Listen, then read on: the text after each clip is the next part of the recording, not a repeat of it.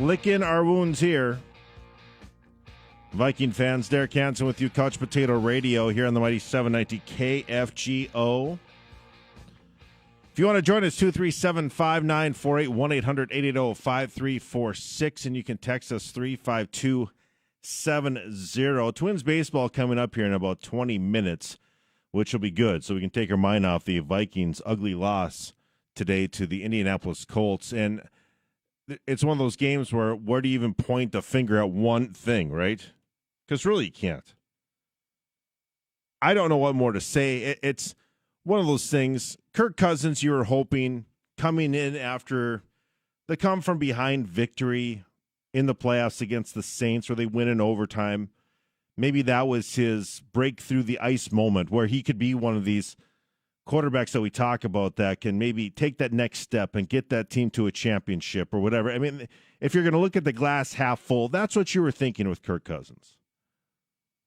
Then they signed him to a contract extension, even after the Vikings got throttled by the 49ers. And I think the thought was, hey, the 49ers, they're a good football team, right?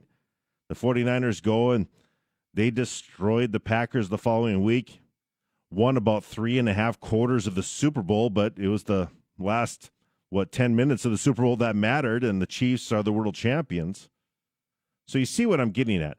There's that word that we come up with that we talk about quite a bit. Dan Michaels and I were talking about this last week on the drive before we had a Couch Potato Radio. It all comes down to that intangible factor. And does he have that intangible factor? And early on in 2020, you would say no.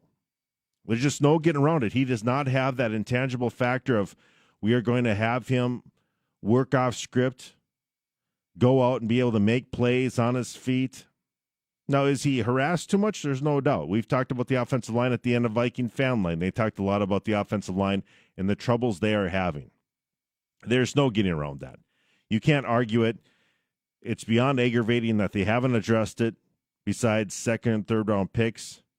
You go back to, I guess one of the big things when you look back to the era of Childress is that they weren't able to really address it during Childress into Leslie Frazier when they drafted Matt Khalil, thinking that would really change things. And it looked like he was going to be a good player, right? They drafted him, and he looked like he was going to be a solid rookie left tackle. And as time went along, he just couldn't function anymore, and it did not work out for him. But it's really aggravating if you're a Vikings fan with the way that this went today. And am I really upset? No, because to be quite frank, I did not have a good feeling coming into this season. I didn't. They let Linval Joseph go, which made sense. He was making too much money for the production he was giving. I still think he's productive. We'll see how he does tomorrow night against the Saints on Monday Night Football. But they weren't able to get a replacement. Michael Pierce opts out because of COVID-19. We know that story. And Everson Griffin, for the problems he had a couple years ago, there's no getting around it. He is a leader. He's a guy that's kind of an emotional spark plug, and they let him go. Much of that for financial reasons, which made sense for the production that he was giving compared to what he was actually getting paid. And I think he already restructured his deal one time. And then they didn't have much as far as cornerback play last year. I would say that Trey Waynes is a guy that they probably should have tried to retain, but he just didn't have the money for him. Xavier Rhodes, he's certainly was not playing well in the defense the past couple of years for Mike Zimmer. Looked better today. Certainly he knows a lot about the Vikings, and I think if you're asking who won the battle between the two practice partners over the past couple of years, it'd be hard to argue against saying that it was Xavier Rhodes that was able to get the best of Adam Thielen today. So we'll talk about this. I think as far as Viking fans are concerned, you're hoping with that extra wild card, maybe you can get in. It comes down to the fact now of what I think has been the case, I would say almost every year going back to the Denny Green era. And maybe even into the 80s at the end of the Bud into the Jerry Burns era, where you kind of live in that upper middle class of not being horrible for long stretches, like you would say what the past 20 years with the Lions and the Browns and the usual suspects that you kind of put in that category, probably the Bengals.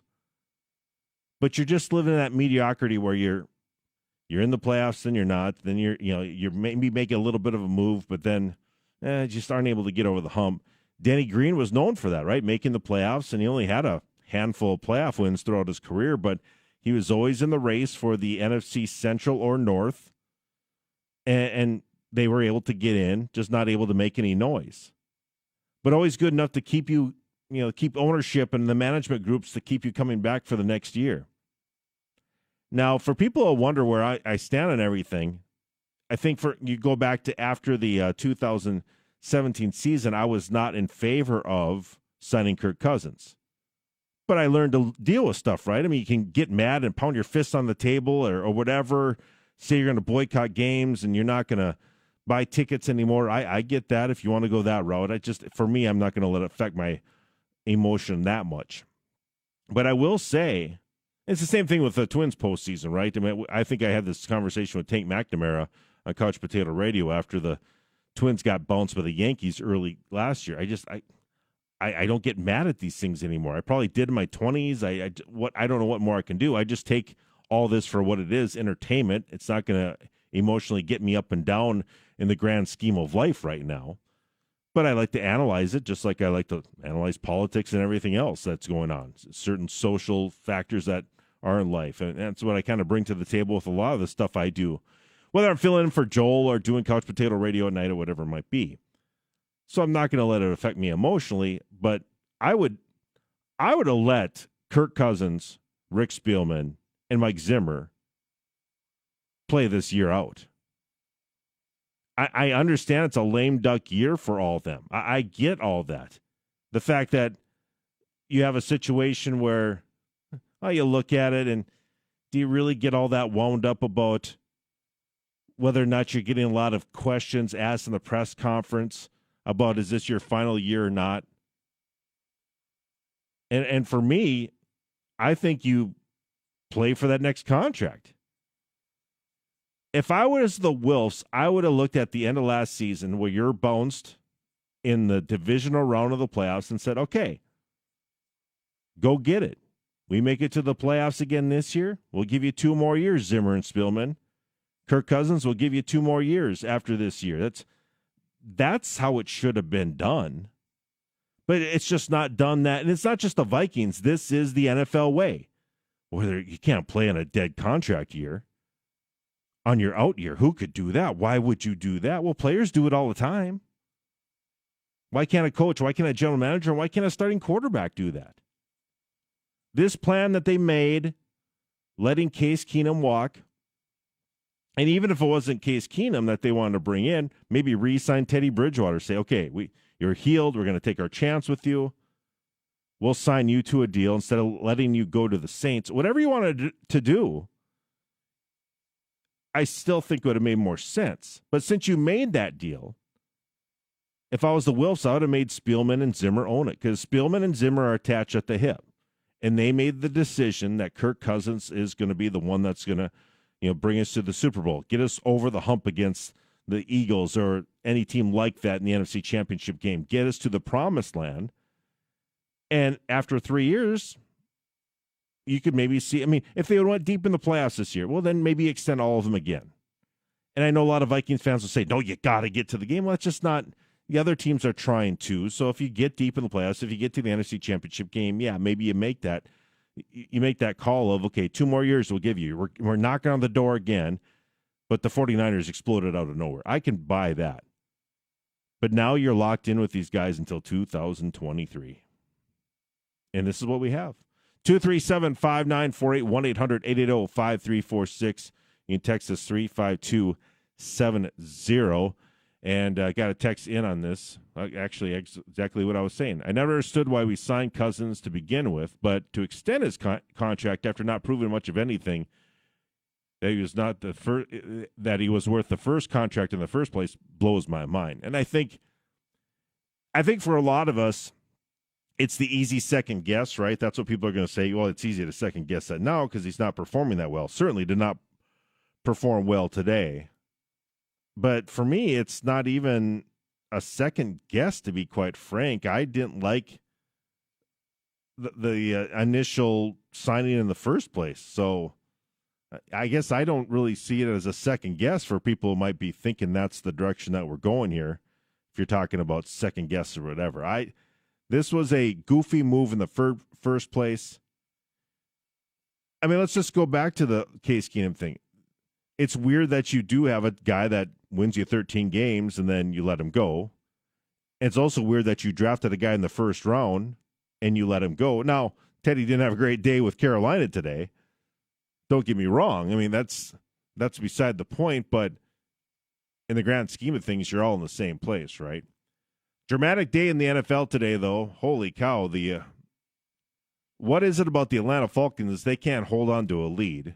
Dallas comes back after a 20-point deficit, get a game-winning field goal at the end, and win 40-39, which was bizarre, right? Just how that happens time and time again to this team, how they let it happen.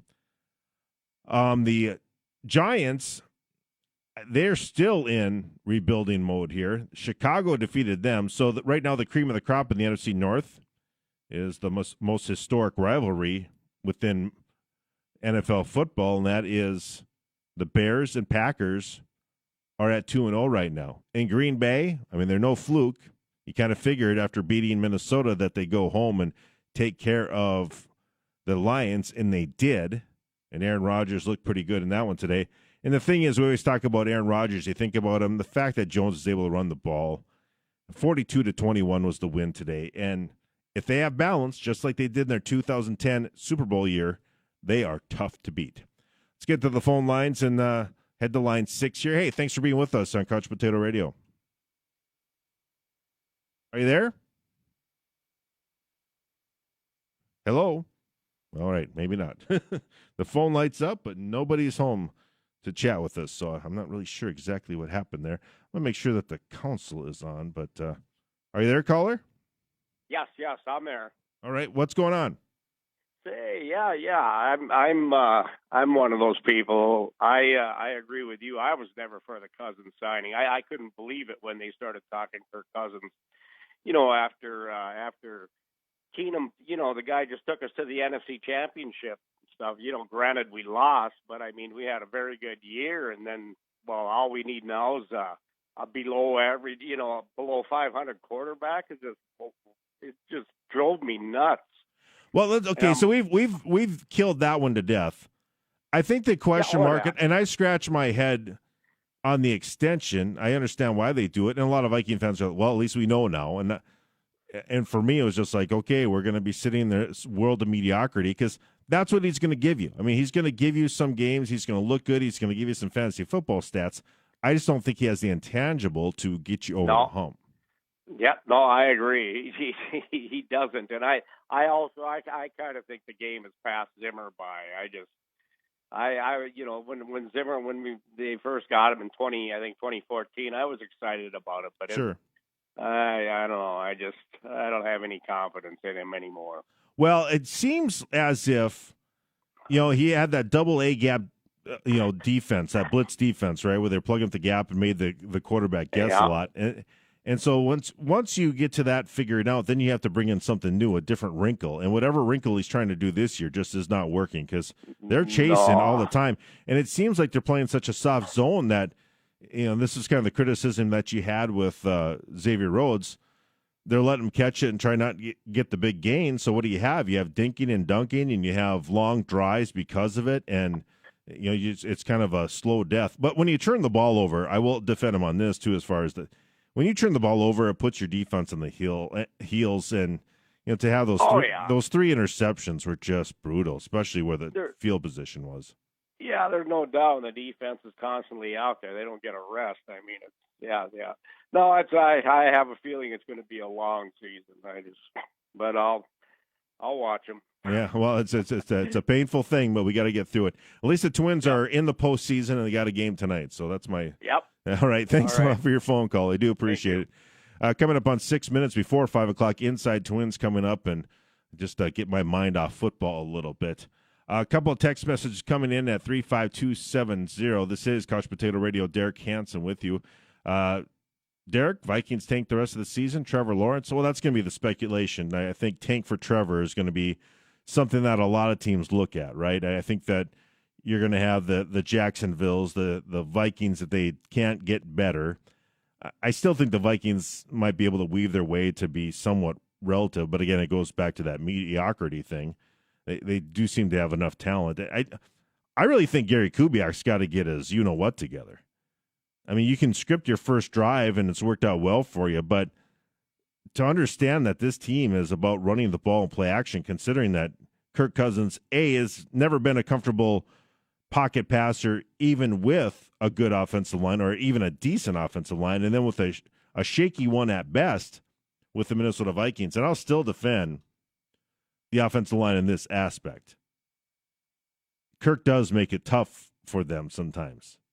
And if you're an offensive lineman, you know what I mean. If you're going to stand there like a statue and not step up and weave your way, and just know that you see it with some of the great ones all the time. Tom Brady, the Drew Breeses, who are not exactly known to be fleet of foot, but they just make that little move. Dan Marino was the expert of that, and that separates the good ones from the great ones. That is what separates the good ones from the great ones. You see it time and time again. So we shall see. It's going to be a tough season here for the Vikings. They got the Titans up next and Houston around, so they're getting that AFC South thing out of the way. And then we knew that part of this first part of the season would be a little bit tough, and you're hoping for better things at the end. We always talk about getting into the tournament, but is it going to work this year? Are there just too many good teams in the NFC again? Are the Saints that good? Tom Brady is in this league. They lost the game in New Orleans. Nothing to be ashamed of there last week. I mean, that's just a lot of teams lose to New Orleans in the Superdome. It's hard to say. Text message comes in, 35270 from the 702 Communications text line. Hate to say it, but do we need a drama queen like Diggs, who's an emotional leader?